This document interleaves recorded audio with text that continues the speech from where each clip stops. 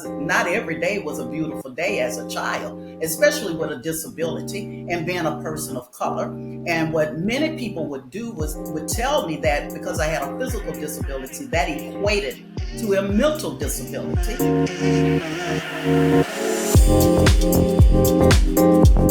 Hello. Welcome again to Living Legacies with LaVeta podcast. I am your host, LaVeta Hayes, and I'm so excited today to have a good friend of mine that's coming on. And to also just a little reminders of our Living Legacies, our workshops. We are hosting live workshops starting on April every Tuesday, and it's going to start at 7 p.m. So make sure you tune in. It'll be all over social media. Some of the things, little tidbits that will be talking about would be building wealth and health at the same time.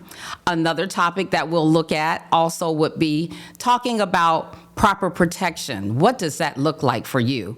And another thing would be about managing debt and increased cash flow. So those are just a few workshop items that we'll be looking over. And again, it's going to be live, so you will be able to ask your questions right away to the presenters that will be there. And again, also, when we're talking about the podcast, look for this podcast all over the podcast channels that you have available to you. So stay tuned for many, many more.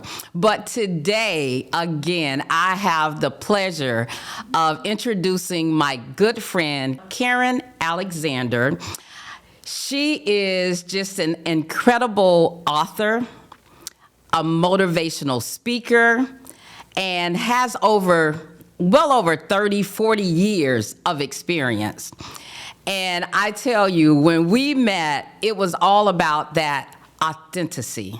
She always showed that authentic person within her. And that's why we have been friends for 2 decades now, over 2 decades. And she's always making like great insights and making it just even more and more impactful.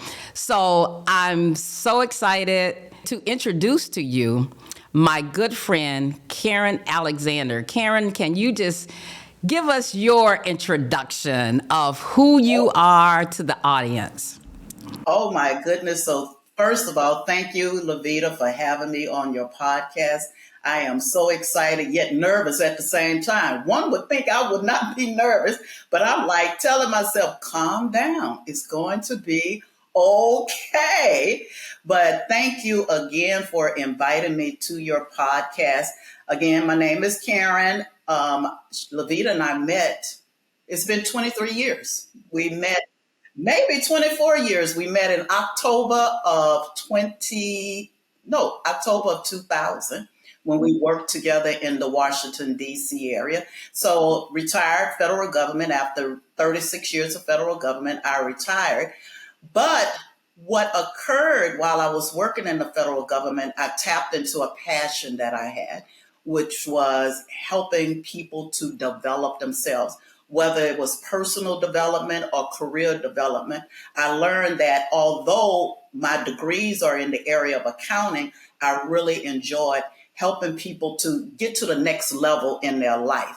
And working in the government gave me that space, gave me that opportunity as a manager to actually help people along their career path. And of course, when you're working with people, you're going to find out a lot about what's happening in their personal lives. And also it gave me the opportunity to impart into them changes or suggestions or recommendations that they can make in their personal life so that they can live a life more full of joy and full of peace and then live instead of existing. Because there is a difference between living a life and existing in a life. And a lot of people just exist from day to day. And so just show up every day excited about what the possibilities may be.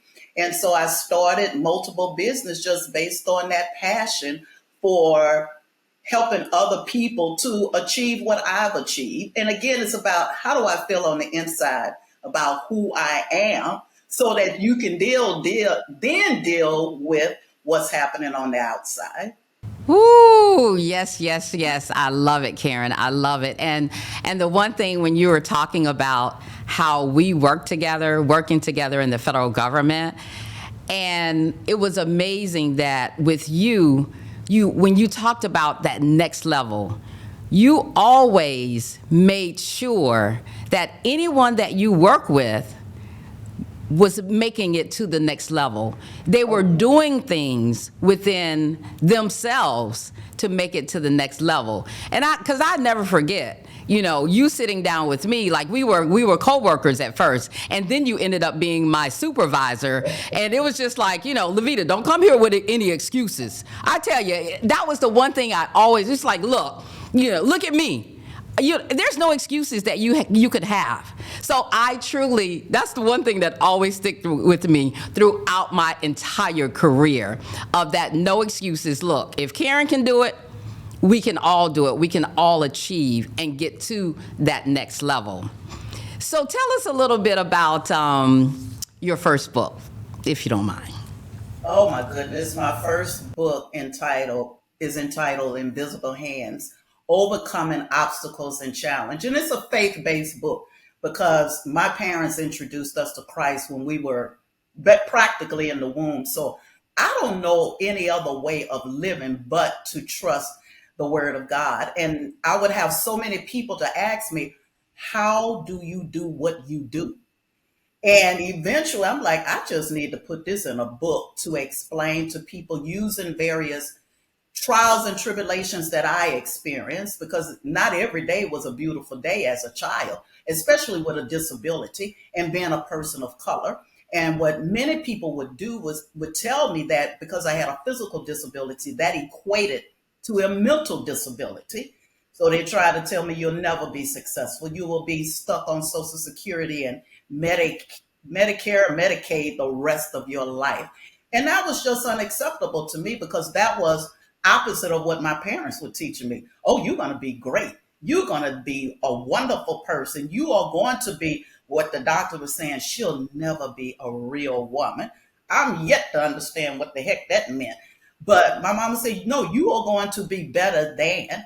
And so building and writing and reminiscing about all of the obstacles I was able to overcome, which was really about the mindset, overcoming those obstacles and just putting it into writing to help other people was just an amazing journey for me, because that meant I had to have a conversation with my mother to start it off. What happened to my hands? Where were you? Where was my dad? What was going on? What was that world like?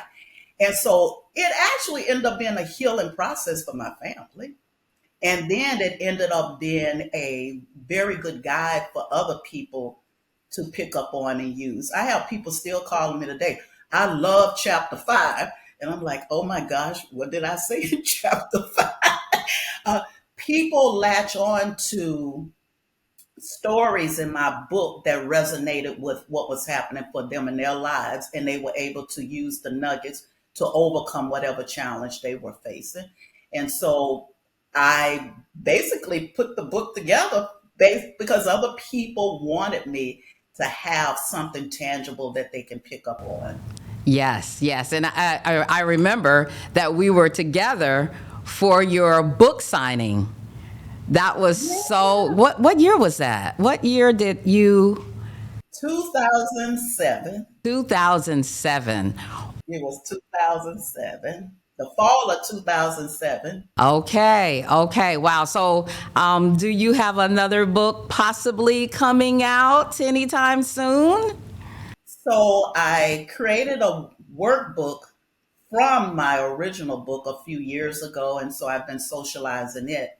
And then I'm working on another book right now that I had to set it aside, but I'm going to pick it back up in May because I have so many things going on. So I'm going to pick it back up in May because of just continuing to encourage people to not allow themselves to be stuck when situations occur in their lives. There are ways in which mentally you can move out of that negative space into a positive space and continue on in life. And so I'm working on that next book. It's challenging because it is going to be another faith-based book, but it's going to be written as if it's fictional. And so it's a different style of writing to engage the audience, but yet encourage them to desire to live a better life. Okay. Wow. Okay. So everyone stay tuned for those next books that are coming out, the workbook and the book itself. Now, I remember that you are also doing the mindset makeover. You're presenting mindset makeover that I believe, did I come to your first one? I think you might have done it before, but tell us a little bit about that mindset makeover. Yes, you keep forgetting your role in my life. Other than just being my friend, you serve as my event planner too. So I had my first mindset makeover 2-day session here in New Orleans in 2018. Must be something about the fall. I like doing things in the fall. It was the fall of 2018. And again, it's a 2-day session where I introduce to people the various challenges that we have, but whatever those external challenges we have, oftentimes fall into the space of what we have going on in our mind. Our minds, our hearts, and our souls have to align with one another.